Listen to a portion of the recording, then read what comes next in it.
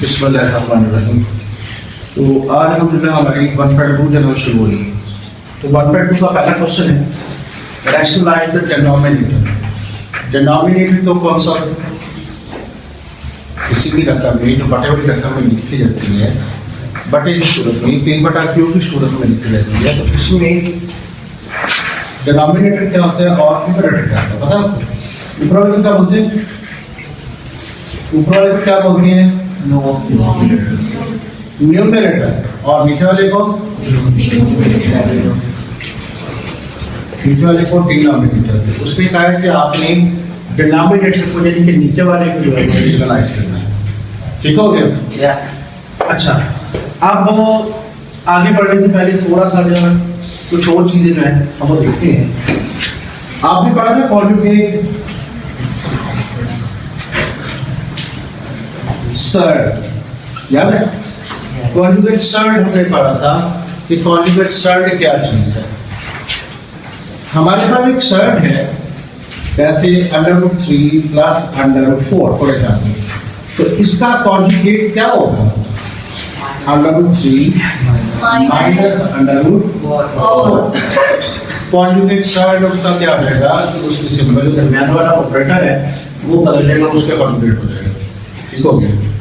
अब यहाँ पर देखिए कि जब आपने डिनोमिनेटर को रैशनलाइज करना है, अगर तो वो आपका कॉन्जुगेट है या बाइनोमियल सर्ड है, ये देखो ये वाला मोनोमियल सर्ड है जिसमें एक टर्म है और ये वाला बाइनोमियल सर्ड है जिसमें दो टर्म्स हैं। ठीक है ना? उसको इसको रैशनलाइज करने का तरीका दोनों का डिफरेंट है। देखिए पीछे लॉजिक सेम है। पीछे लॉजिक क्या है कि भाई ये वाला खत्म कब होगा जब आप इसको स्क्वायर बना दोगे।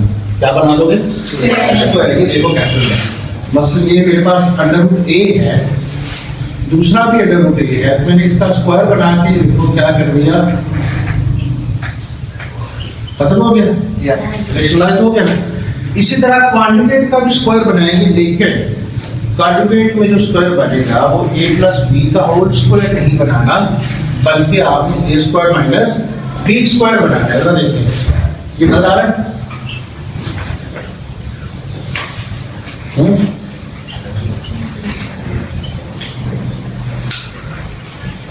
भाई नजर आ रहा है? मैं लिख रहा हूँ यहाँ पे देखिए, अगर ये कॉन्जुगेट सर्ड फॉर एग्जांपल ये होगी, जैसे ये लगा रहा हूँ ये कॉन्जुगेट सर्ड है। आपने कहा भाई उसका स्क्वायर लेंगे तो खत्म हो जाएगा। ठीक है, ये a है ये b है, ये दोनों का स्क्वायर लिया तो खत्म हो गया, लेकिन ये तो दोबारा देखिए फिर से वही आ जाएगा, अगर तो फिर आ जाएगा। इसका मतलब ये हुआ कि भाई स्क्वायर लेना जरूर है लेकिन होल स्क्वायर नहीं लेना। फिर कौन सा स्क्वायर लेना? अच्छा यहाँ पे ये देखिए जब इसका हमने स्क्वायर बनाया तो हमने कहा होल स्क्वायर बनाएंगे तो मिडिल टर्म दरमियान में बच जाएगी, और मिडिल टर्म दरमियान में बचने की वजह से वो √ तो फिर से दोबारा आ जाएगा। तो फिर इसका क्या करना है, हमने a² - b का स्क्वायर बनाया ताकि उसमें मिडिल टर्म रहे ही ना।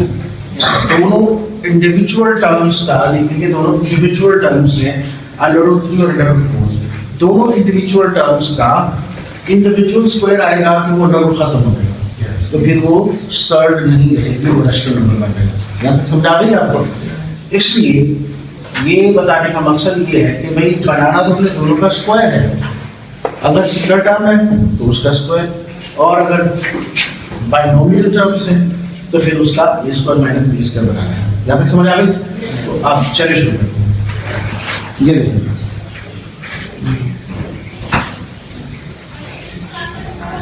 ये था हमारे पास। तो फिर इसको मल्टीप्लाई आपने किसके साथ करना है? तो देखिए यहाँ पे हमने किसके साथ किया है, उसके कॉन्जुगेट से। उसका कॉन्जुगेट क्या होगा? 4 + √3 का कॉन्जुगेट क्या हो जाएगा? ठीक है, अब ये ऊपर वाला उससे मल्टीप्लाई हो जाएगा तो 30 × 4 - √3। अब a + b a - b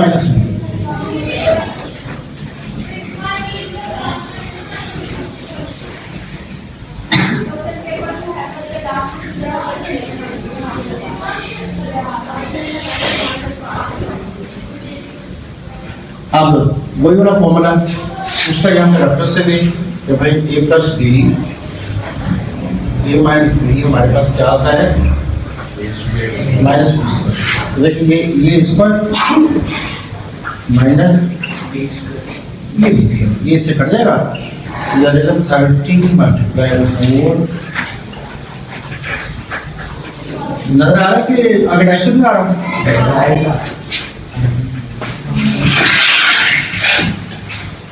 अब आ रहा है ये आएगा 4 का 16 माइनस 3।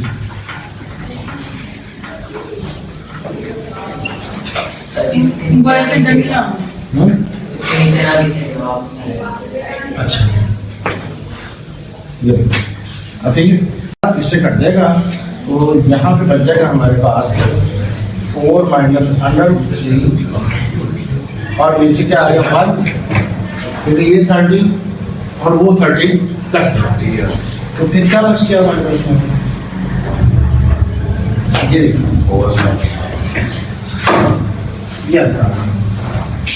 समझ आ रही? अच्छा, अब उसको रेशनलाइज कैसे करेंगे?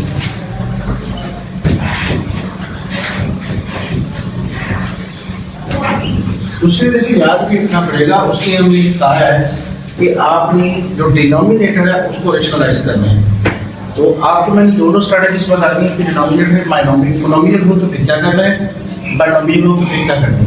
अब ये मोनोमियल है ना, सिंगल टर्म है, तो सिंगल टर्म को रेशनलाइज करने का तरीका क्या है कि आपने भी इसी नंबर से ऊपर भी आप दोनों से मल्टीप्लाई करना है। अब क्या हो जाएगा, ये हो जाएगा 2 माइनस 1 मल्टीप्लाई हो गया √5 से, और नीचे √5 का क्या हो जाएगा, इससे कट जाएगा, तो आंसर क्या आ जाएगा हमारे पास। अब मैं ऊपर वाले को खोल देता हूँ, इसको इससे मल्टीप्लाई किया तो आ जाएगा 2 5 एक के नीचे आ गए, और ये -5 और नीचे क्या आ जाएगा 5। ठीक है, इसको देख लेते हैं, याद रखिए √10 माइनस √5 बाय। देखिए उसका कहना ये था कि नीचे डिनोमिनेटर से आपने रेशनलाइजेशन करनी है और अंडर रूट खत्म कर देना है। हमने नीचे अंडर रूट खत्म कर दिया, अब नजर नहीं आ रहा, तो हमारा क्वेश्चन हो गया। आगे इसको मजीद स्टेप्स में सिंप्लीफाई कर सकते हैं, लेकिन हमें नहीं जरूरत, क्यों, जितनी बात उसने कही थी कि रेशनलाइज डिनोमिनेटर हमने उतनी कर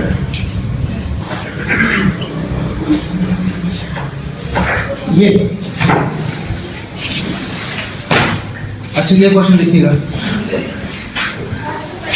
यहाँ पे क्या है 6 माइनस 4 √2 बाय 6 प्लस 4 √2।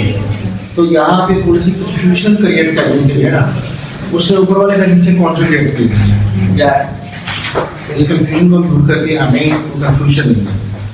हमें क्लियर है कि भाई नीचे अगर बाइनोमियल सर्ड हो, 2 टर्म्स वाली सर्ड हो, तो हमने उसके कॉन्जुगेट से मल्टीप्लाई कर देना। क्या करना है, हमें ऊपर वाले से कोई लेना देना नहीं है, हमने सिर्फ नीचे वाले को देखना है, क्योंकि उसने कहा है कि आपके नीचे वाले को रेशनलाइज करना है। अगर वो कहता है ऊपर वाले को करो तो ऊपर वाले को देख लेना, ठीक हो गया। तो नीचे वाले को रेशनलाइज करना है,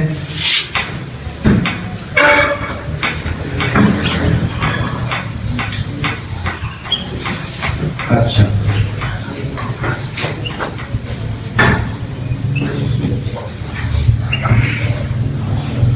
इसका कॉन्जुगेट सर्ड नीचे वाले का, यहाँ पे क्या प्लस का लगा दो, इसमें कन्वर्ट हो जाएगा माइनस।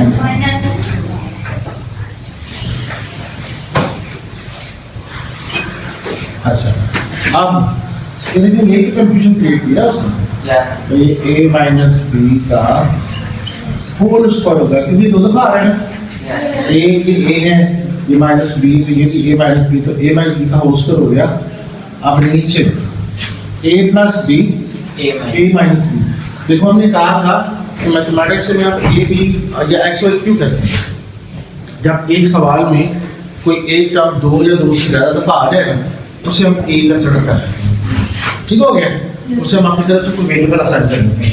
तो इसलिए मैंने इसको पढ़ा है a plus b a minus b, क्योंकि ये 2 दफा है, ठीक है ना। अब तो ये क्या है, वही बोला ए प्लस बी ए माइनस बी को ए स्क्वायर माइनस फार्मूला लगाने की आदत डालें या रेफरेंस फार्मूला लगाने की आदत डालें। ये आपकी जो अंडरस्टैंडिंग है ना उसको बढ़ा देते हैं, आप लॉजिकल थिंकिंग की तरफ जाते हैं। अगर ये फार्मूला ना लगाएं तो क्वेश्चन वासी भी हो जाएगा, लेकिन उससे अंडरस्टैंडिंग नहीं होती। वो तो एक समझ है कि जैसे आप आज के सब्जेक्ट में ग्राफिंग करते हैं, इसमें भी आप रट्टा लगा कर क्वेश्चन बनाओ, लेकिन ये मैथ है, इस पर रट्टा नहीं लगता। ए स्क्वायर माइनस बी स्क्वायर। अब अच्छा ऊपर देखिएगा, ऊपर भी स्क्वायर हो जाएगा, नीचे भी स्क्वायर है लेकिन होल स्क्वायर है नीचे, ऐसे स्क्वायर माइनस बी स्क्वायर। तो पहले मैं फॉर्मूला स्क्वायर खोलता हूँ। यहाँ पे कौन सा लग रहा है फॉर्मूला, वो भी बता देता हूँ। यहाँ पे फॉर्मूला है ए माइनस बी का whole square that is equal to A square minus 2ab plus B. हमेशा फॉर्मूला लगाना है आपने खाली ब्लॉक्स में, बात समझ आ गई ना? ये खाली ब्रैकेट्स में फॉर्मूला लगाना है ताकि आपको कंफर्म हो जाए। ए क्या है मेरे पास 6 और बी क्या है मेरे पास 4√2, फिर वही 6 4√2, ठीक हो गया। अब नीचे 6 का स्क्वायर क्या आएगा 36 माइनस, अब ये 4 का भी स्क्वायर है और √2 का भी स्क्वायर है, तो 4 का स्क्वायर क्या आएगा 16, √2 का जब हम स्क्वायर लेंगे तो वो इससे कटने का तो ये क्या रह जाएगा सर 2 रहेगा। अच्छा इसको लेकर सिंपलीफाई करते हैं, 36 माइनस 2 6 12 12 4 48 √2 और ये लिखा, ये अभी भी हमने किया है 4 का स्क्वायर 16 और 2 का √2 का स्क्वायर हो गया, तो आगे 16 मल्टीप्लाई 2 कितना हो गया 32।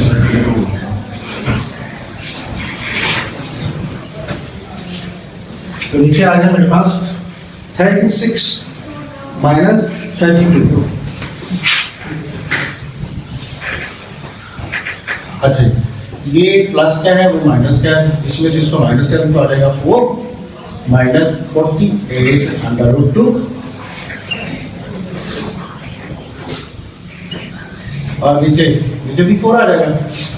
अब थोड़ा सा हिंट आ गया, ऊपर भी 4 आ रहा है नीचे भी 4 आ रहा है, तो किसी तरह करके ऊपर वाली दोनों टर्म्स में 4 कॉमन है ताकि नीचे वाले 4 से कट जाए। देखो एक नहीं काटना, ऐसे नहीं करना कि आप इसको डिलीट पे काट दो, वो नहीं हो सकता। क्यों नहीं हो सकता, ऊपर 2 टर्म था नीचे एक टर्म नहीं करता, फिर क्या करें ऊपर भी एक टर्म बनाएंगे, ऊपर एक टर्म बनाने के लिए क्या करें 4 कॉमन ले लें। कैसे, ये देखो 4 मैंने कॉमन ले लिया, इस वाले टर्म में क्या बचेगा 1 और इस वाले टर्म पर क्या बचेगा 12, ये कट गया। अब कट गया क्योंकि ऊपर भी एक टर्म है नीचे भी एक टर्म है, तो 1 माइनस 12 √2। हमें इससे कोई लेना देना नहीं है कि हमारा आंसर क्या आता है, उसमें √2 आता है कि नहीं आता। उसलिए हमें कहा था कि आपने डिनोमिनेटर को रैशनलाइज करना है, हमने करना है। ओके हो गया, चलिए। तो ये था जी आपका क्वेश्चन नंबर 1।